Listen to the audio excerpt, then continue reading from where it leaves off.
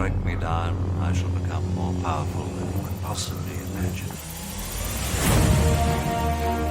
Just in case Splinterlands didn't have enough cool things this week with the new Rort system, with the validator nodes, we have another awesome piece of information that we've been waiting for a little bit. We now know the full stats for the legendary Life Summoner that is coming to the game with the next 1 million packs that are sold. We're getting cool. We're about halfway through that. The next 6 airdrops are legendary summoners. The first one is the legendary Life Summoner, and Digicon actually revealed that Digicon is going on right now. The main event is actually tomorrow at 2 p.m. Eastern. There's going to be a lot of cool speakers. That's a blockchain event that Splinterlands is pretty big, pretty heavily involved with. So I'll put the links down below if you guys want to check that out. As you can see, if I take myself off the screen, this is a sneak peek provided by the team. First seen at Digicon 9. We knew there was Void Armor coming. They said on the recent town hall Void Armor was coming.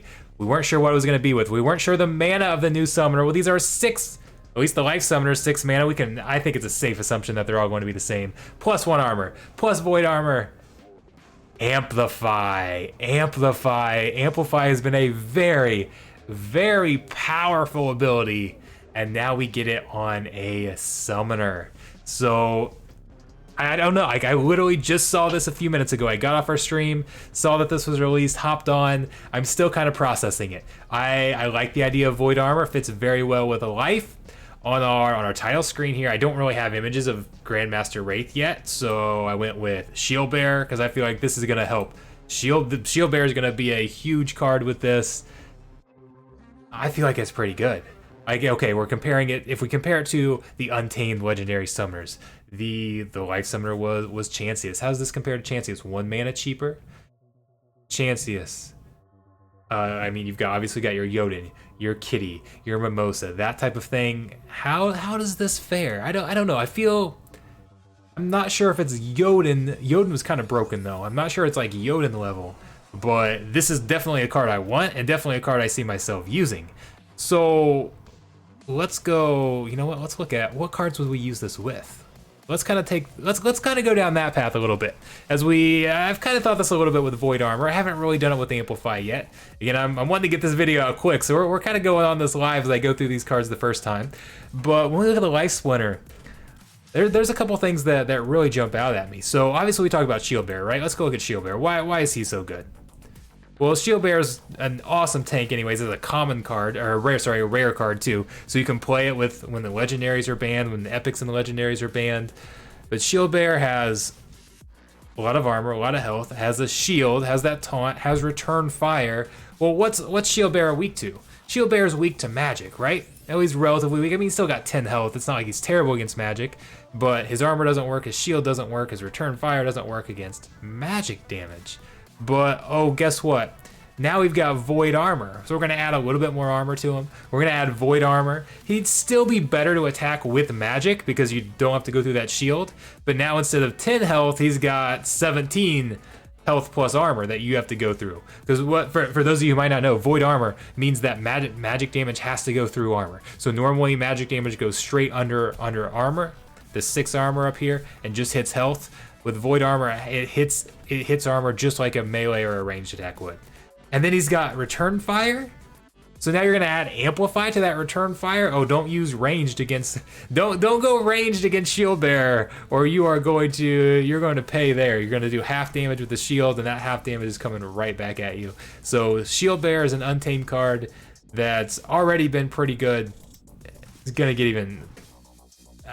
Again, it works well with Chancius too. So a lot of times I'll put him in the back with Chancius and use that triage, that repair. That's still a good option. But now we've got another option. This probably that pairs better with putting Shield Bearer in front. So I think that's gonna be a pretty solid card. And I don't know, is his value he's already up to 50. His value's already gone up just over the last hour that we've seen this card. So, but that's not the only one.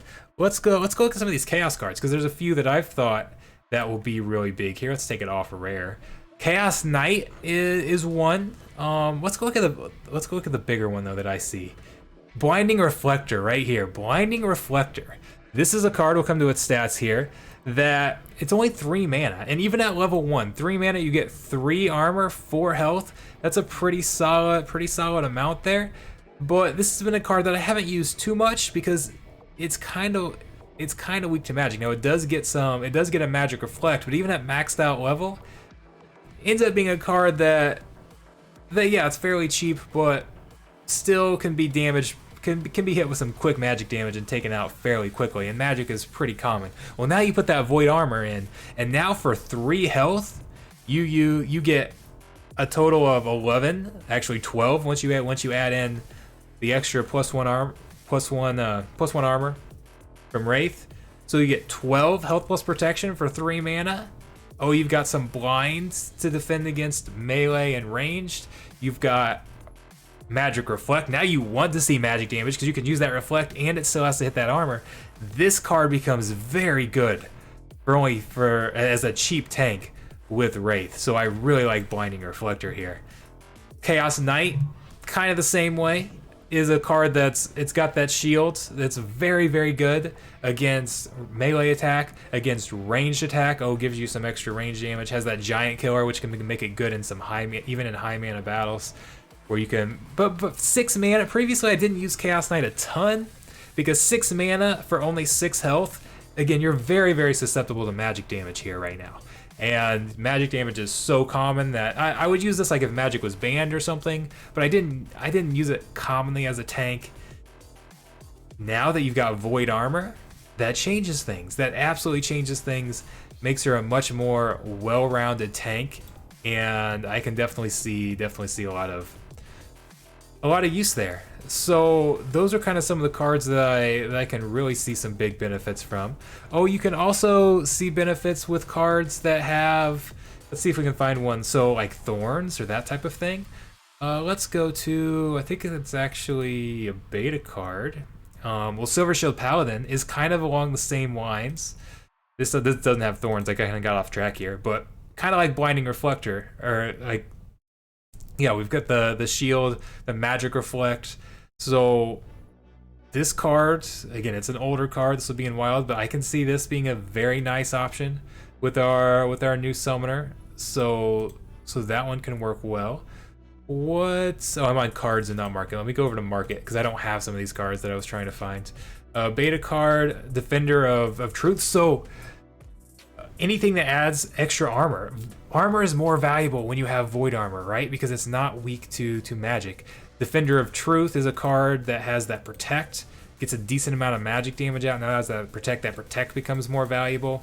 So that's going to be a card I would like to keep going back to market because I don't have all of these. What's one of the other ones that I was looking at? So if we go to, or even some of the alpha cards, some of our reward cards here. Silver Shield Sheriff has that protect, and protect just becomes a little bit more valuable. That's a card that I like.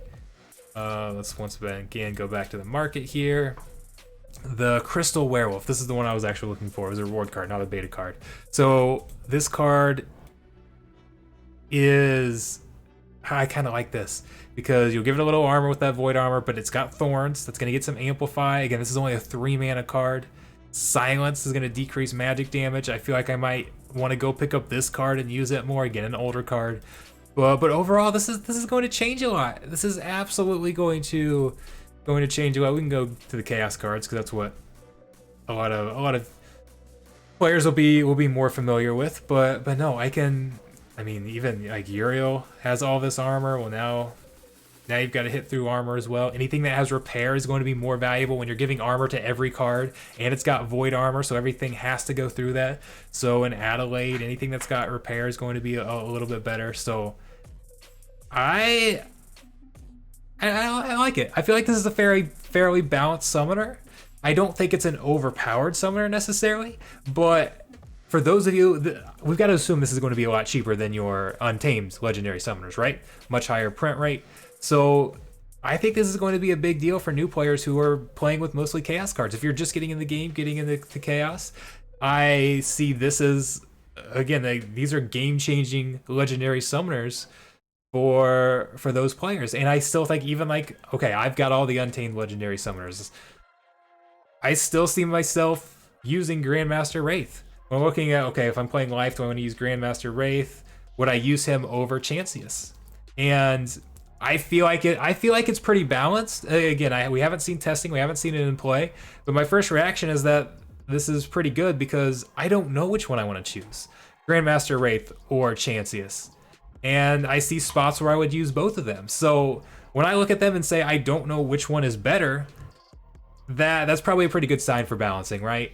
So I think it's good that they're fairly balanced. You get some different use cases for them, and then again, if you're a new player coming in, it's huge because there's a lot of people that just can't afford Chancius. Okay, let's go back. How much does Chancius cost right now?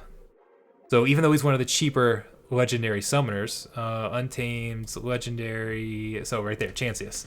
So that's what Chancius has. He cost $111.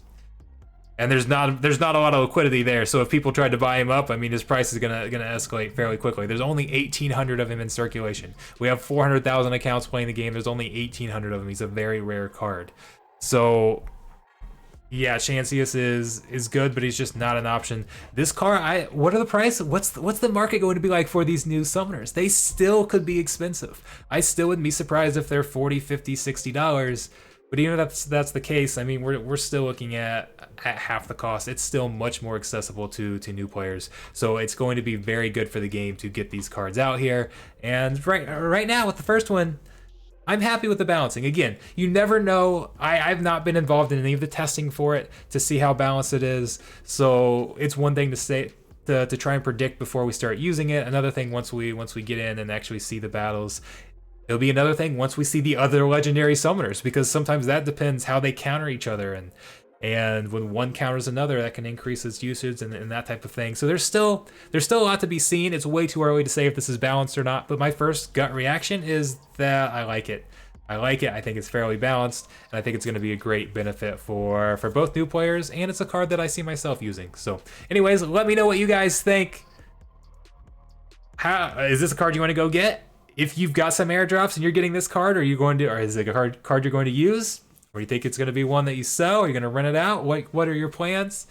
I personally like to collect all the cards and use them. I should be getting enough from the airdrops that I'll be able to max one out. So I'm going to max it out. Once it's here, I'll be using it on stream. So make sure you guys go follow me on Twitch so you can see those streams. This month, this last week, the week coming up.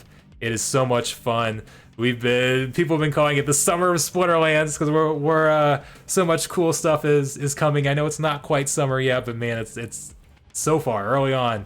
We're living up to the hype. I am super pumped if you can't tell. Stick around, sub to the channel, hit that like button. There's gonna be so much more content coming. Thank you guys for being a part of it. I appreciate you.